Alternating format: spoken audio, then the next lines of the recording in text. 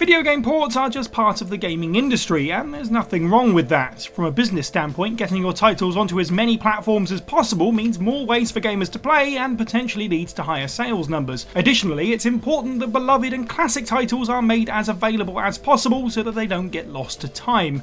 That being said, there are some versions of classics that perhaps should be left in the past. I'm Si for WhatCulture.com, and these are 10 awful versions of iconic video games you didn't know existed. Number 10. Tomb Raider, N-GAGE. It would be cheap and easy to fill a list of terrible video game ports with mobile games, but what's important is that the Nokia N-GAGE positioned itself equally as a handheld games console as it did a phone. Getting an icon like Lara onto the system was Nokia's biggest bet at pulling in a hardcore gaming audience. Whilst the original Tomb Raider was 7 years old at this point, the promise of being able to play this classic on the go had a certain allure to it. The N-GAGE version of Tomb Raider was the console's biggest seller at launch, which sounds impressive until you realise it didn't even shift 3,000 units. Whilst ambitious in scope, this mobile port just shows why the N-GAGE is flawed by design. With its tight buttons and sticky D-pad, moving Lara's tank controls have never been harder. Being able to pull off any of Lara's jumps is consistently challenging, and not in a fun way. Worst of all, Lara now moves with an auto run. Players push up to get her moving and then down to make her stop. Combine running off the same ledge over and over with the console's painfully small buttons, and it's safe to say that even the few people who played Tomb Raider on the N-GAGE scarcely made it out of the opening stage. Number 9. Mortal Kombat, Game Boy. When Mortal Kombat left arcades and came to the home console audience, many gamers found themselves debating which version was superior, Mega Drive or Super Nintendo. Suffice to say, the title's Game Gear and especially Game Boy ports did not enter the conversation. Technically speaking, character special moves and even fatalities are in the Nintendo handheld version, but most players will be hard pressed to make them happen intentionally. With controls this sluggish, trying to even ascertain the right timing, let alone pulling off a combo, is not worth the struggle. In its defence, this 8-bit rendition looks somewhat impressive for its hardware limitations, and it is clearly the same digitised fighters, just shrunk down and monochrome, which obviously presents a problem considering that Scorpion and Sub-Zero on the character select screen look identical because of it. The problem is, one of the key selling points of many great fighters is style, and Mortal Kombat has a very specific feel to it that this game can't replicate properly. Stages are boring, animations are poor, and a lack of gore kind of makes the entire thing feel heartless. Ergo, it feels as though Shang Tsung devoured the soul of Mortal Kombat, and this tiny cartridge was all that remained.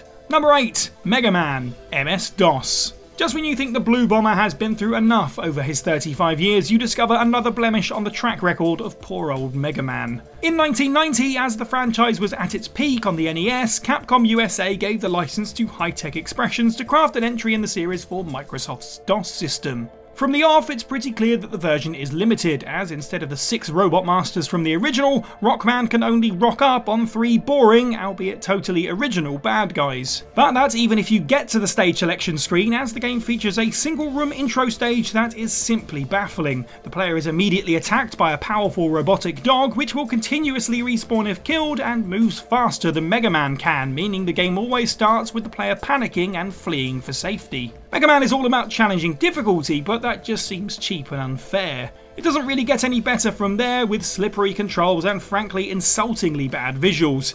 At least, like other Mega Man games of the era, it has a fantastic soundtrack, right?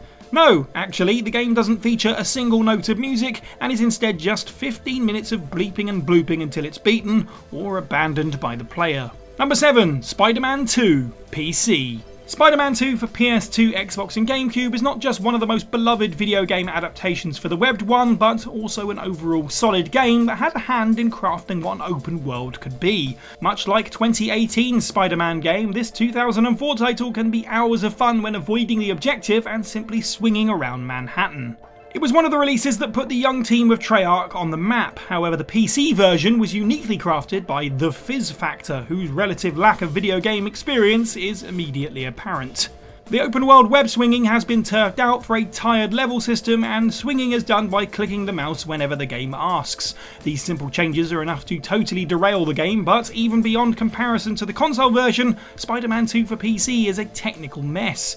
Awful hit detection, bad controls and dire camera make this game a frustration as well as a bore. It's essentially a completely different game to the celebrated home console title. The problem is that Activision didn't advertise it as such, so PC gamers that saw this on a store shelf and were excited to try out the console game everyone was high on were about to get stung. Number 6. MYST, Nintendo DS. In 1993, developers Cyan Inc. released macOS Titan MYST, a calm yet eerie little game that enraptured audiences with its puzzles and visual design in a way that felt like the industry taking its first steps into gaming as an art form.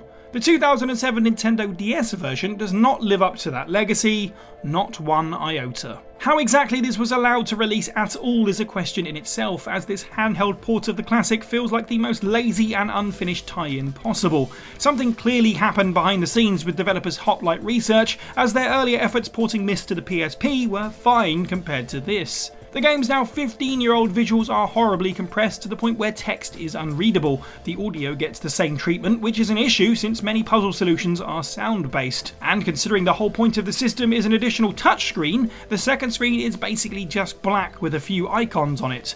Thrilling.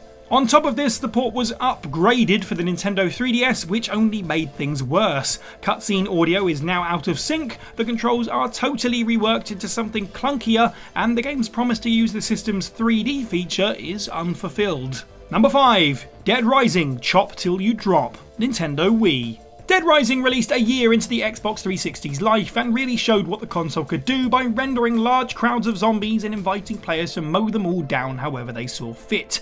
3 years later, the franchise made its way to the Nintendo Wii.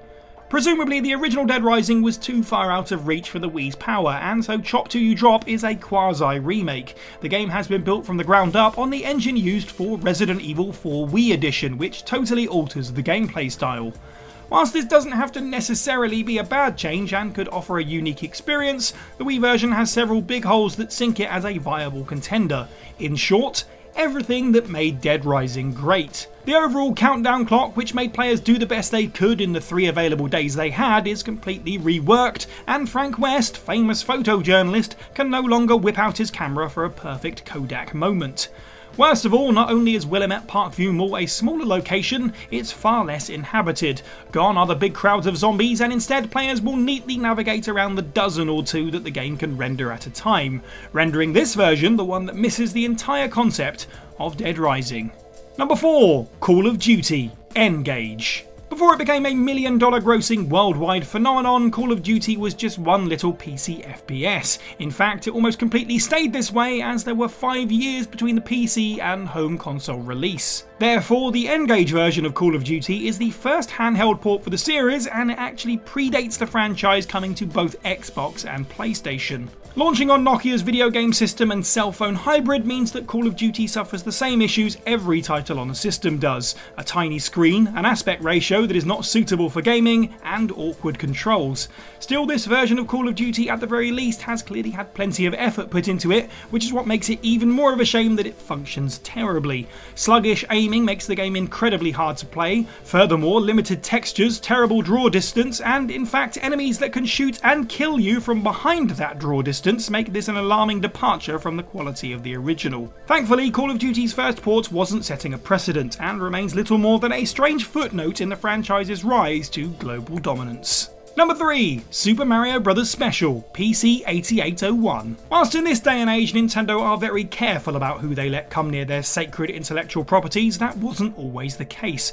During the mid-1980s, they loaned the Mario name to the likes of esteemed development studio Hudson Soft, who created various versions of Mario titles for home computers. Super Mario Bros. Special, in particular the PC 8801 version, is the worst of the bunch. First of all, they couldn't even get the character's colour scheme right, and the now yellow and red suited plumber looks more like Hulk Hogan than Super Mario. That is, when you can see him at all, as the screen is almost always blinking wildly to try and keep up with the fast moving graphics. The PC 8801 just couldn't handle what was originally made for the NES, and as a result, one of the game's best features is totally cut. Mario's smooth sideways scrolling is what blew minds in 1985, and this port instead has to settle for long and awkward screen transitions every time the player moves forward. Whilst Super Mario Bros. Itself might feel like a dinosaur compared to gaming in the current day, at the time the special ports made gamers appreciate just how cutting edge and powerful the NES was. Number 2. Perfect Dark, Game Boy Color. In many ways, Rareware defined the Nintendo 64 almost as much as the company who owned the hardware, outputting titles such as Banjo-Kazooie, Diddy Kong Racing, GoldenEye and Jet Force Gemini. It was almost as if the developers could do no wrong. In 2000 they released Perfect Dark to critical aplomb, but the game had a handheld version that has been mostly lost to time.